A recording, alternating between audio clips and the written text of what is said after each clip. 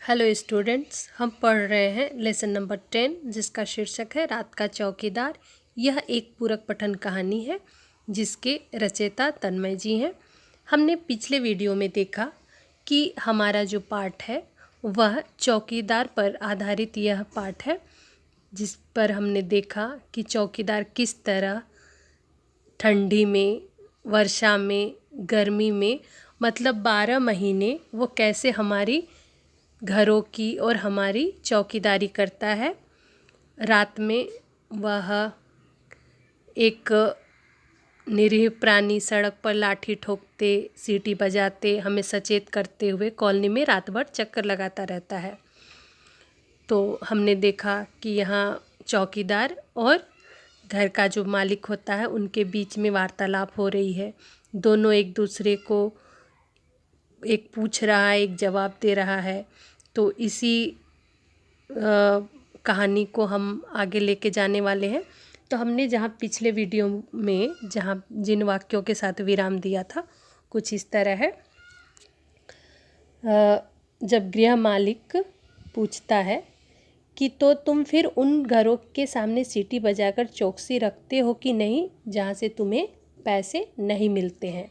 इस पर चौकीदार जवाब देता है, हाँ साहब जी, चौकसी रखना तो मेरी जिम्मेदारी है। मैं केवल पैसे के लिए नहीं काम करता, उनकी चौकसी रखना तो और भी ज़रूरी हो जाता है। भगवान नहीं करे यदि उनके घर में चोरी वोरी की घटना हो जाए तो पुलिस भी उनसे ही पूछेगी। इस पर वह कहता है, जवाब देता है, और ऐसा झूठा आरोप उसके साथ लग चुका है। ऐसा वह कहता है कि चौकीदारी ने ही फिर पुलिस या फिर मालिक कह सकता है कि चौकीदार ने ही पैसे ना मिलने पे चोरी करवाई है। तो ऐसा कहकर वो कहता है कि पहले मेरे साथ ऐसा हो चुका है साहब जी। अब हम कहानी को आगे लेके चलते हैं। फिर कहता है, मालिक पूछता है, अच्छा ये बताओ, रात में अकेले घूमते तुम्हें डर नहीं लगता? इस पर जवाब देता है चौकीदार, डर क्यों नहीं लगता साहब जी, दुनिया में जितने जिंदा जीव हैं सबको किसी न किसी से डर लगता है। बड़े आदमी को डर लगता है तो फिर हम तो बहुत छोटे आदमी हैं।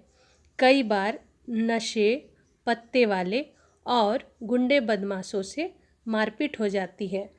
चौकीदार को किन लोगों से भिड़ंत हो जाती है? नशे, पत्ते वाले, गुंडे और बदमाशों से मारपीट हो जाती है। शरीफ दिखने वाले लोगों से झिड़कियाँ, दुत्कार और धोस ऐसे चीज़ें मिलते रहती हैं, उन्हें रोज़ मिलती है। ऐसा चौकीदार कहता है कि जो शरीफ लोग भी दिखते हैं उनसे भी उन्हें क्या मिलता है, तो झिड़कियाँ मिलती है, दुत्कार मिलती है और धौंस मिलती है। तो ऐसा कहता है चौकीदार। झिड़कियाँ यानी कि होता है झिड़क करना, थोड़ा बहस करना। अच्छा, फिर इस पर गृह मालिक कहता है, अच्छा बहादुर, सोते कब हो तुम? फिर उसके मन में, घर के मालिक के मन में ये प्रश्न उठता है कि रात में तुम जब रात भर ड्यूटी करते हो, चौकीदारी करते हो, तो तुम सोते कब हो? वह फिर प्रश्न करता है। तो इस पर जवाब है, साहब जी, रोज़ सुबह 8 से 9 बजे एक बार कॉलोनी में चक्कर लगाकर तसल्ली का अर्थ होता है इत्मीनान। इत्मीनान हो जाने के बाद चौकीदार कहता है कि रोज़ सुबह एक चक्कर लगा लेता हूँ, फिर तसल्ली कर लेने के बाद कि सब कुछ ठीक है ना, फिर कल की नींद पूरी करने और आज रात में फिर जागने के लिए आराम से अपनी नींद पूरी करता हूँ। वह कहता है, जवाब देता है चौकीदार। फिर प्रश्न है, फिर वो बोलता है चौकीदार, अच्छा साहब जी, अब आप पैसे दे दो तो मैं अगले घर जाऊँ। इस पर चौकीदार कहता है कि अगर आप मुझे पैसे दे दो तो मैं अगले घर जाऊँ। अरे भाई, अभी तुमने ही कहा कि जो पैसे नहीं देते उनका ध्यान तुम्हें ज़्यादा रखना पड़ता है, तो अब से मेरे घर की चौकसी भी तुम्हें बिना पैसों के ही करनी होगी, समझे। इस पर गृह मालिक कहता है कि अभी अभी तुमने कहा कि जिन घरों से मुझे पैसे नहीं मिलते उनके घरों की ज़्यादा चौकसी करनी पड़ती है, तो आज से तुम मेरे घर की भी चौकसी बिना पैसों के करोगे, समझे। इस पर कहता है घर का मालिक। तब बहादुर जवाब देता है, जैसी आपकी इच्छा साहब जी। वह संतुष्टि भाव से कहता है, जैसी आपकी इच्छा। और चौकीदार अगले घर की ओर बढ़ जाता है। यह कहने के बाद चौकीदार क्या करता है, आगे घर की ओर, अगले घर की ओर बढ़ जाता है। फिर लेखक कहते हैं, मैं सोचता हूँ कि बिना किसी ऊपरी दबाव अथवा नियंत्रण की एकाकी रूप में इतनी जिम्मेदारी से अपना कर्तव्य निभाने वाला, हमारी सुरक्षा की चिंता करने वाला, निष्कपट भाव से काम करने वाला यह रात का रखवाला स्वयं कितनी असुरक्षित और अकेला है। फिर कहते हैं लेखक कि मैं सोचता हूँ बिना किसी ऊपरी दबाव, मतलब मैं उसके ऊपर किसी का दबाव नहीं होता है, प्रेशर नहीं होता है, अथवा नियंत्रण की एकाकी रूप में इतनी जिम्मेदारी, अकेले रहकर उसको इतनी बड़ी जिम्मेदारी होती है, अपना कर्तव्य निभाने वाला, और इस कर्तव्य को, जिम्मेदारी को निभाने वाला, हमारी सुरक्षा की चिंता करने वाला, और हमारी सुरक्षा की चिंता करने वाला निष्कपट, यानी किसी छल परपच के बिना, किसी कपट के बिना भाव से काम करने वाला, मतलब निस्वार्थ भाव से काम करने वाला यह रात का रखवाला यानी रात में जो हमारी रखवाली करता है, कौन, चौकीदार, स्वयं कितना असुरक्षित है, यानी खुद ये कितना अनसेफ है और अकेला भी है। मैं रात भर ऊहापोह, यहाँ पे एक शब्द आया है ऊहापोह, जिसका अर्थ होता है उधेड़ बुन, यानी कि रात भर मैं ये सोच विचार चिंता में रहा, ठीक से नींद भी नहीं आई। मैं यही सोचते रहा और मुझे नींद भी ठीक से नहीं आई। सवेरे उठने तक मैं निर्णय कर चुका था। यहाँ पे ये बात क्लियर हो चुकी है कि जो घर के मालिक हैं वह कौन है, तो स्वयं यहाँ पे हमारे राइटर तन्मय जी हैं। वह कह रहे हैं कि सवेरे उठने तक मैं निर्णय ले चुका था। मैंने चौकीदार को बुलाया, उससे कहा मेरे घर की चौकसी करने का तुम्हें पूरा मेहनताना मिलेगा। मेहनताना यानी कि तुम्हें पूरा उसका मूल्य मिलेगा।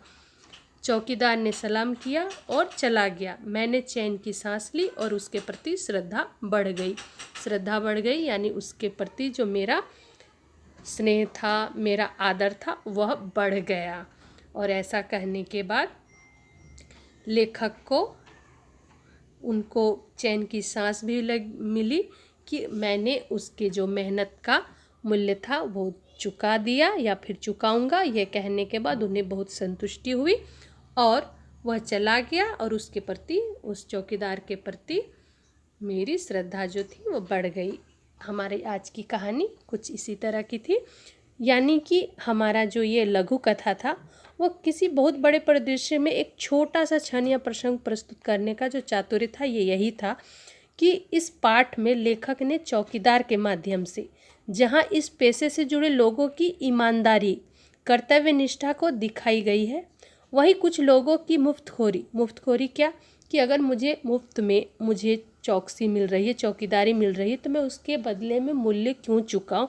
यह मुफ्तखोरी को दर्शाते हुए जन जागृति यानी लोगों को जागरूक करने का प्रयास किया गया है कि हमें किसी भी व्यक्ति का जो उसका मूल्य है या फिर उसकी हिस्से की जो ईमानदारी की जो कमाई है वो नहीं खाना चाहिए।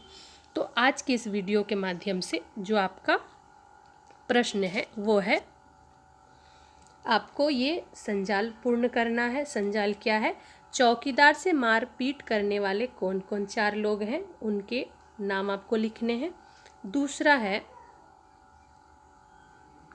चौकीदार रात भर कॉलोनी में ये कार्य करते हुए चक्कर लगाता है। कौन से 4 वह 3 कार्य करता है और चक्कर लगाता है, ये भी आपको बताना है।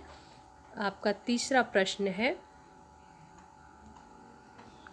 परिच्छेद में आए मौसमों का वर्णन कीजिए। आपके इस लेसन में, इस पाठ में कौन से 3 मौसमों का जिक्र है, वो मौसम के नाम भी लिखने हैं। तो आज की वीडियो के माध्यम से आपको इतने ही प्रश्न हैं।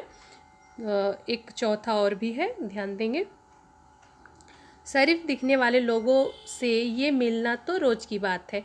जो शरीफ लोग दिखते उनमें उनसे वो 3 चीज़ें कौन कौन सी चीज़ें चौकीदार को मिलती है, जिसका जिक्र इस पाठ में किया गया है, वो भी आपको बनाना है। तो आज के वीडियो के माध्यम से आपको कितने प्रश्न मिले? 1, 2, 3 और 4, यानी कि आज के वीडियो के माध्यम से आपको 4 प्रश्न मिल रहे हैं। इन चारों के जवाब देकर आप भेजिए। तब तक आज का हमारा ये पाठ ख़त्म हुआ। अगले वीडियो में हम अगले नए पाठ का प्रारंभ करेंगे। तब तक धन्यवाद।